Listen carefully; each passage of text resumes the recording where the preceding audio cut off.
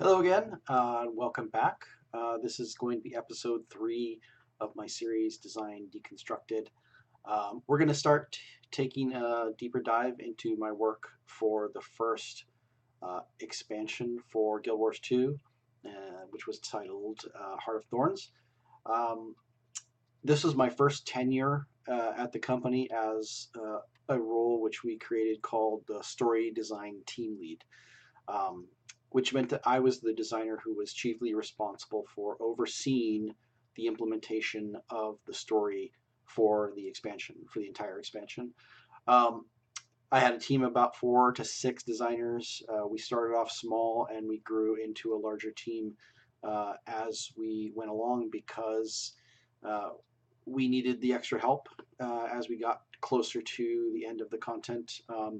We we quickly discovered that the higher we continued to push the bar on our storytelling quality, the more time everything just took to complete and get approved. And with this being our first expansion, we wanted to make sure that we had hit a very high bar for quality. There was definitely a learning curve for me here, both in terms of understanding what it takes to be an effective leader, and in some capacity, I was also acting as, in very real sense, like an associate narrative director.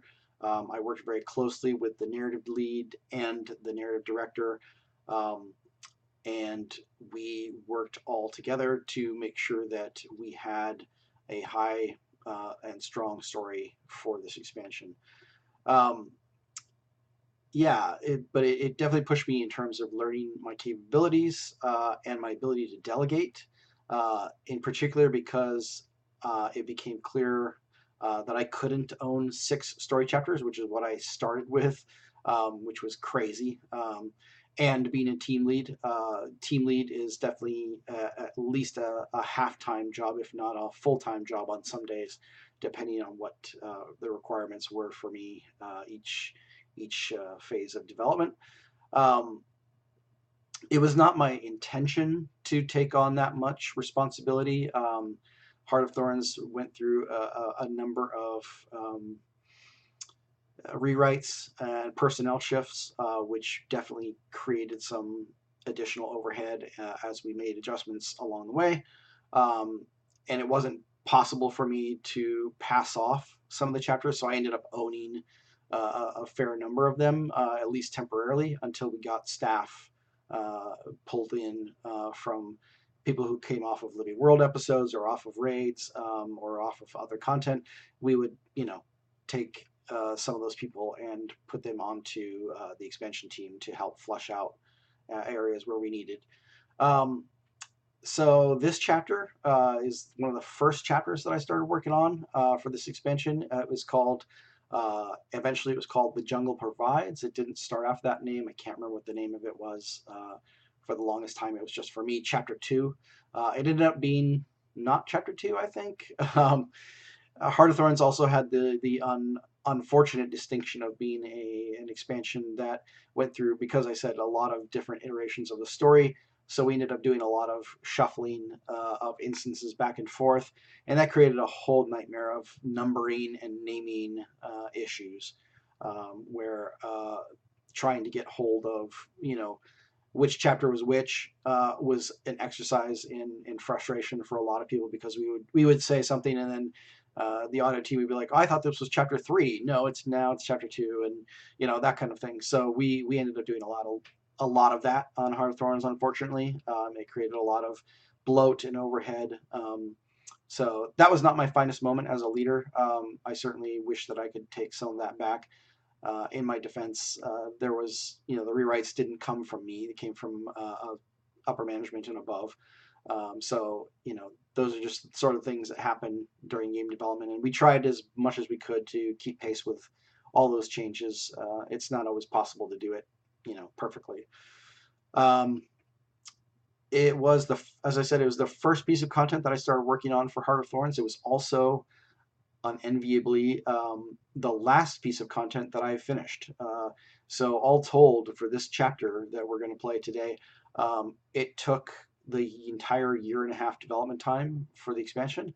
to basically put this chapter to bed.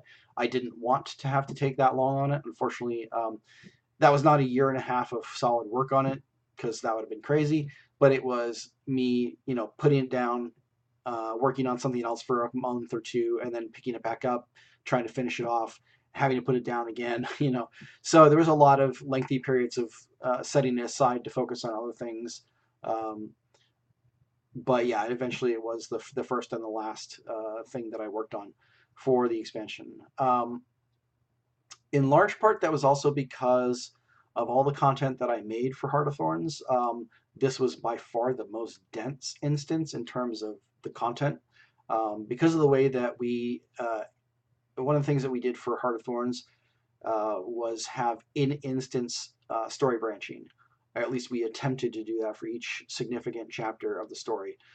So in this case, there is a branch point in the middle of the instance, and you can choose which action you want to take, and then that plays out within the instance itself. In this case, you have the choice whether to go out and attack, or whether you have the desire to stay behind and defend the Itzel village when you get to it. Um, our goal from the beginning for Heart of Thorns was to give more choices like that and have them be meaningful and have them give players opportunities to sort of see content in a different way, and play things differently depending on their play style, depending on what they felt was going to be the right move for them narratively, and their character arc for their commander. I don't think that was a bad goal. It, it wasn't specifically designed to give an additional replay value to the content, although that was also a nice side effect. It was more just to offer players different choices, different opportunities to experience uh, new ways of approaching the content. So, in hindsight, the amount of time that it took to set that up probably wasn't worth it in the end for me. Um, in my point of view, I don't regret the choice that we made there, as I do think it gives Hot a very particular flavor of storytelling, because you can do these interesting choices within each mission that offers it. And I think that sets it apart from the other stories that we've told in Guild Wars 2. But the amount of time that it took to do those chapters compared to the cost benefit ratio, basically, I think was off. It cost us quite a bit of time in development, and I think that one of the critiques that we got on Hot's story was that it was short and people wanted more of it. And I think if we had done less uh, sort of complicated scripting and dividing each notable instance into more than one path, I think would have afforded us the ability to do a little bit more story across the board. But at the same time, some of that was also being dictated by the way that we were telling story in this chapter, or in this expansion rather, where you are racing against the clock to try to save people from Mordremoth's influence. And so it just had a very action heavy story that was really difficult to try to stretch out without it making it feel artificial. So we had a lot of different constraints, a lot of different things, moving parts that we tried to negotiate with this. Anyway, uh, for a lot of reasons, there is a lot to this chapter. So rather than me continuing to go talk on and on about it, I'm going to go ahead and we'll get started playing The Jungle Provides.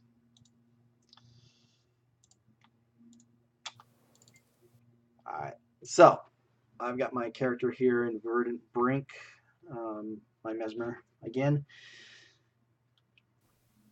One of the first things I want to call out here is you're not going to see it here because the timing of this map. So this open world map has a day-night cycle for the meta, and we ran into a bit of a headbutting contest here where story team standards and open world team standards had a bit of a conflict here, because story team standards have always asserted, and I think rightfully so, that an instance entry like this should be free and clear of all enemies. You should never be forced to like have to clear something out unless it's part of the story.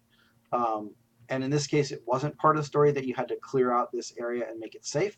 Um, Unfortunately, the open world team had different ideas about what this area should be, and we really couldn't move this because of the way that the story was structured. This is where we needed the story to take place, and right now it's pretty much safe. There's a few enemies on the periphery here that I don't have to necessarily fight, but there are events that kind of spawn up here, and it can be very hostile. And so it's an unfortunate thing. Right now, I lucked out. I got no major hostiles that I have to deal with. So I'm going to go inside the instance. But yeah, that's one of the things that sometimes things don't work the way you want them to. So, boss, sorry, Commander, did you learn anything from the other survivors? All right, so I'll just talk a little bit briefly about this cinematic. This is an attempt to have, we know we needed to have this dialogue happen between all the major characters in the game and your commander. You're basically, giving them orders and syncing up as a team. Um, and the only real way to do this was to lock your player down and have them, in this conversation with your team, um, which meant that I didn't really have a good way to do that without putting the player into some sort of cinematic or uh, putting an immobilize on them or something like that, which would have been bad. So I authored this quick little, back and forth cinematic, which we had never done before. And it was a bit controversial because we don't necessarily want to lock players down like that if we can help it. I think in this case, I couldn't find a better solution because, yes, we could have had the dialogue just happen with the players here, but this was before we had the technology to restrict instance boundaries. So if I open the map here, you see the instance boundaries cover the entire chapter. Um, so we didn't have that tech during Heart of Thorns. And so I kind of forced the player into the cinematic so that you could have this setup dialogue and allowed players to skip it if they didn't want to hear it. And if they skip it, then they just go right into the action. But as you might have noticed, there were some enemy NPCs chasing an Itzel scout down this way, and we really needed to set that up and not have the player walk in the middle of that if possible. And so that's why I chose to do that cinematic there. Not great. So I'm coming down here because I wanted to show another facet of us not having the technology to sort of pen the player in to where we want them to be with instance boundaries, because we had to have, the entire chapter open. Um, so I try to do this sort of like Mordremoth is actively working against you here by adding this wall that just kind of springs up. It is not artful. It is not elegant. I am very aware that this is not the best solution to sort of gating the player off. But I think at the moment that it works to try to keep players from heading in the wrong direction, it's okay. It's not great. Yeah. So anyway, I'm not going to spend too much time on that. So we're going to come in here, and we've got Mordrem. This is not the first time I'm sure that players have fought a big group of Mordrem guard, because you meet them really for the first time in the first chapter.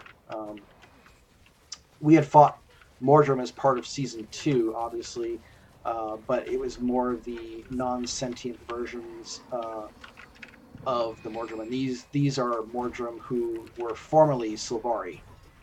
That's the stories of the Sylvari who answered Mordremoth's call or sort of succumbed to his influence, changed from Sylvari into Mordrem Guard, um, which was their intention from the beginning. That's what their nature was. They were always designed to be Mordremoth's minions.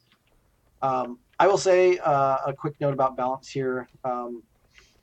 I think I did a fairly decent job of dealing with the Mordrem Guard. I will say they are not my favorite army in terms of they tend to skew, I think, on the whole towards a more difficult. uh, individually encountered enemies. So I tried to be pretty sparing in my use of them. I didn't want a whole lot of them because uh, even one too many in any group would just decimate the player and make an unfun encounter. I think I maybe skewed them towards being a little bit on the easy side for some of my content. I'm okay with that. Again, story is not supposed to necessarily be super challenging. Um, so that's what I did there. All right, so we come in here. We rescued Ibli and Tislak. These are two individual heroic NPCs that we now have met. We added these guys to the story specifically because we wanted to introduce these two new Hylek tribes, the Itzel and the New Hawk. Ibli is an Itzel, which the like little tree frog dudes, and then the New Hawk are like these big bullfrog guys. Um, and we had desired to have these two new tribes added to the world of Tyria, but we didn't have a lot of opportunity in the open world to introduce them or give sort of any character or flair to them. They just kind of are there, um, and so we wanted to have sort of like these iconic characters that could at least give us an introduction to those two tribes and give a little bit more background on them than you would normally get. I've heard and read complaints that we still don't do a very good job of that here with these two characters. I don't disagree. I think we could have done a better job of introducing the tribes and what they are like and how they are different and distinct from the highlight that we've met in the game thus far.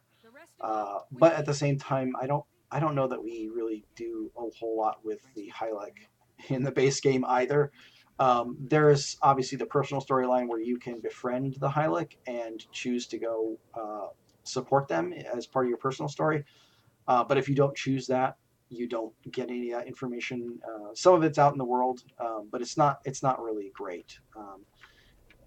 I will say, like, one of the things I think we consistently didn't do a great job of at ArenaNet, and I'm part of that, so I'm taking the hit and hitting myself with it. Is how we handle sort of like these tertiary and below story beats or lore bits. I think it's there, but I think we don't do enough to kind of call attention to it. I think this is where other RPGs, that have like a codex or some other thing, I think that would have been a good option for us to do stuff like this. But yeah, we don't have anything like that. I'm not going to go into too much of the character notes here or the dialogue or the story because, again, that's not the focus of this series.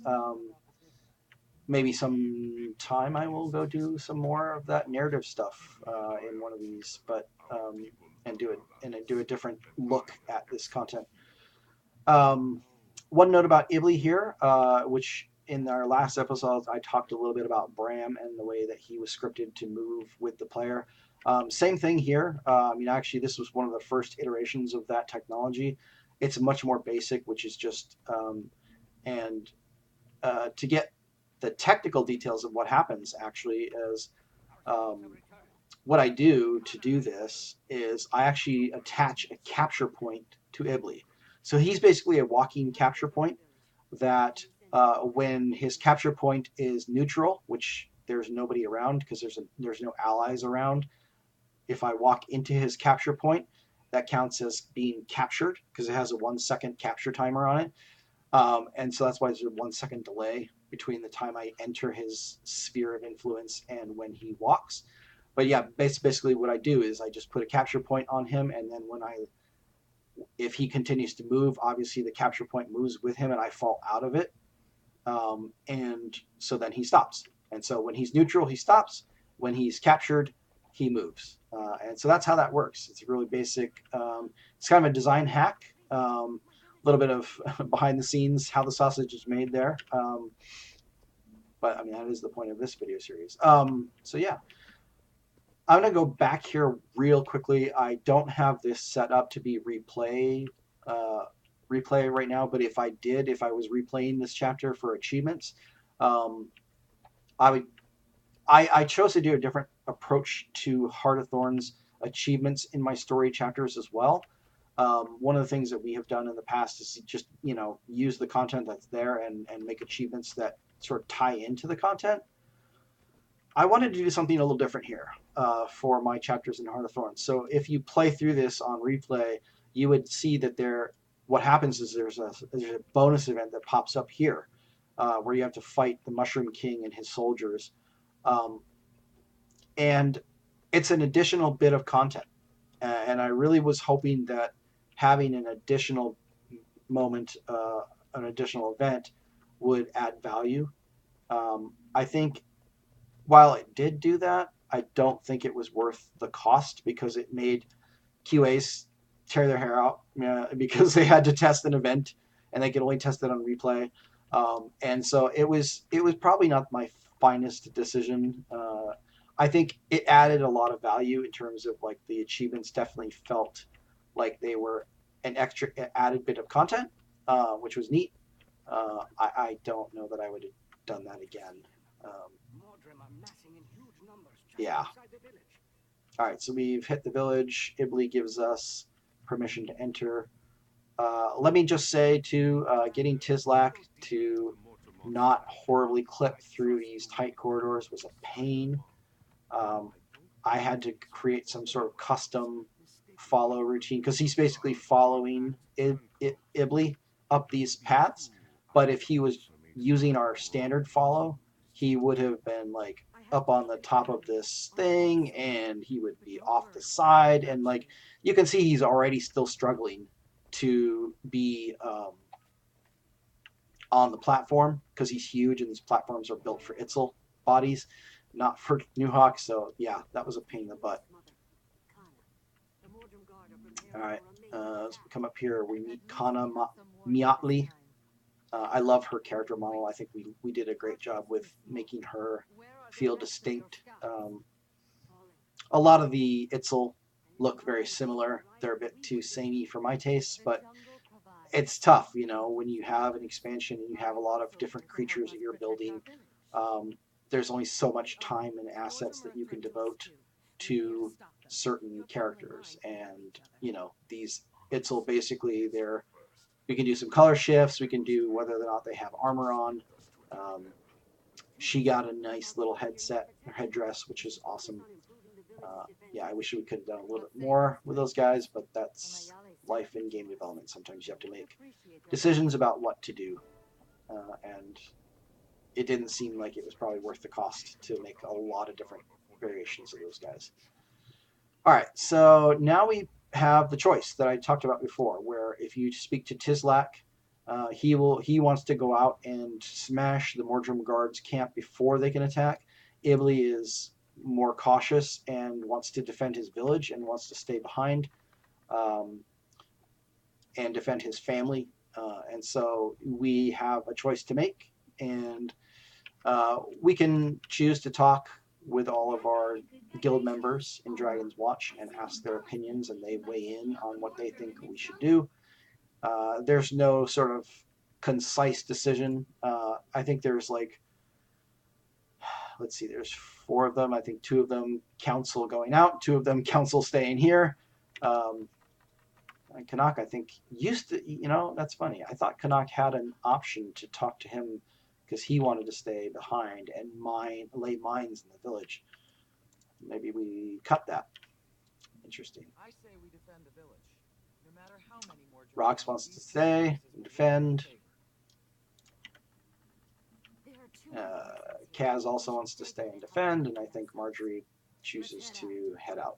Yeah. So anyway, in the interest of time, because I don't want to necessarily record this twice and give, I will talk us through the defend, and then I will choose to do Tizlak's route. Oh, no, actually, sorry. I'm going to pick him. I'm not going to talk about it right now. I'll talk about it at the end because I also did put a timer in where if you lag behind and make no choice, the choice gets made for you. To again suggest that, hey, you're kind of on the clock. The Mordrem are going to attack one way or the other, and if you take too long, then you really don't have the opportunity to weigh in on what you prefer. So yeah, we're going to go out with Tizlak now. And so now Tizlak's going to run out west, or east, sorry. My cardinal directions suck. Sorry. I have a good instinct for navigation, but when you ask me to describe it, Yes, I'm they terrible. do. I don't know Compared to the east rest from of west, Mordrem north from series, south. we're I the least get turned marvelous around. and the But if most you ask me, I can dangerous. point it out. All right, so here we are with Tizlak. We're going to go out and we're going to take out the Mordrem Guard camp before they can organize an attack. There's a bit of a trash mob here that we'll take out.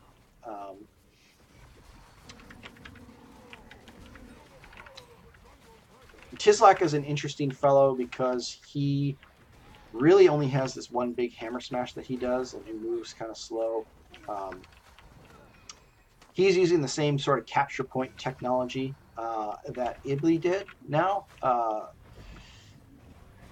His was a little bit harder to get because he's a bigger character, and I think that the way capture points work is that it does sort of scale up. As you see, he is not moving, even though I'm in his radius, and I think that's because of his size. He doesn't have the same. I think I have to go out farther and come back in order to trigger his volume. That's what I found anyway. I don't know exactly why that's the case, but yeah, it's one of those things where if I had, I mean, I had all the time in the world. I took a year and a half to finish this up, but at the same time, like I say, I put this down several times and picked it up again, and I went back and forth on getting his movement correct, just working. I didn't get it working well. So it's one of those things, unfortunately. You'd think that I would have the time to have figured that out. I didn't. Not everything works the way you hope that it will. All right, so Tizak's going to come over here. He's going to smash these giant Mordrem walls down. That is also total smoke and mirrors. This is another game design trick. It looks like he's smashing these walls down. He is not. He's hitting the ground in front of it, and then that sends a signal to the wall, and the wall destroys itself. Because again, getting one of the things that I have had trouble with when I was developing for Guild Wars 2 is having characters interact nicely with non-characters. So in this case, the wall being a gadget. Um, Even though it was on a hostile team to Tizlak and he was using a skill, I would find that a lot of times he would go and use that skill and he would not actually hit it. And if he doesn't hit it, then the wall doesn't go anywhere, and then the wall just stays, and he walks right through it, and the player can't follow because the player is still blocked. So yeah, all kinds of crazy shenanigans you have to do as a designer. And so here he's going to do his big bellow, and then he's going to call some shadow leapers here. They're going to take. We took this ground, and now they're going to come and hold it. That was a neat little thing that I wanted to add. It's a little detail that, again, just felt like was kind of important to establish that, as we are gaining ground, Viets will come in behind us and help us hold it to again solidify the notion and the narrative that we are helping to secure their camp for them by going out on this run, and that you're basically moving the front line back, from where they would be hostile.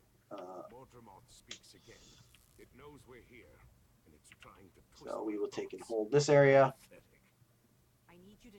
Yeah, there's a neat little note here about that you've probably seen that Kaanum is hearing Mordrem speak. If your player, this was a nice little note that we did to address.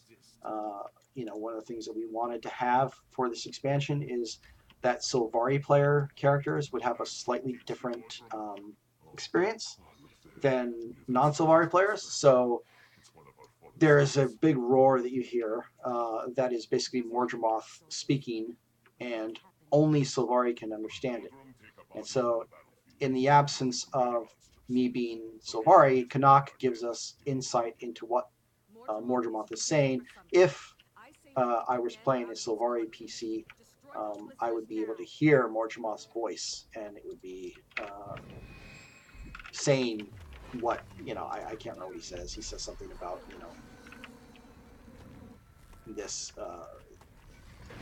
I don't even remember what he says. It's been too long. I don't want to scroll. Let's see. Canuck says. Mordrem speaks again. It knows we're here and is trying to twist my thoughts. So yeah, he's trying to tempt both Canuck and the player PC, if they were Sylvari, into joining his cause. Alright, we popped one of these Blighting Pods. This is the first time we're seeing a Blighting Pod, which is a way for us to see that this is where some of these creatures have come from, that the Mordrem that we have seen up until now were ordinary creatures that were converted by Mordremoth in these Blighting Pods into something darker.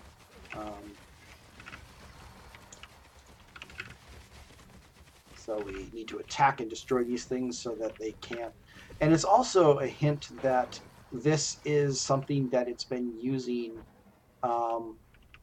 to co-opt Mordremoth's magic and raise dead creatures and create undead versions, plant undead versions of hostile creatures. So yeah, again, balance-wise here, I think these fights are on the easy side. I'm pretty handily taking care of business here. I think that it's entirely possible that it's also because this expansion is from a couple years back, and so my power level here is probably different than it was when this game was being developed. So I'm probably a much hardier and more damage dealing commander than I was in 2015 or 2014 we were developing this game. All right, so go through here. One design note on this stuff too is that we made sure to try everything we could. Focused on talking and I died. And now I've lost my train of thought.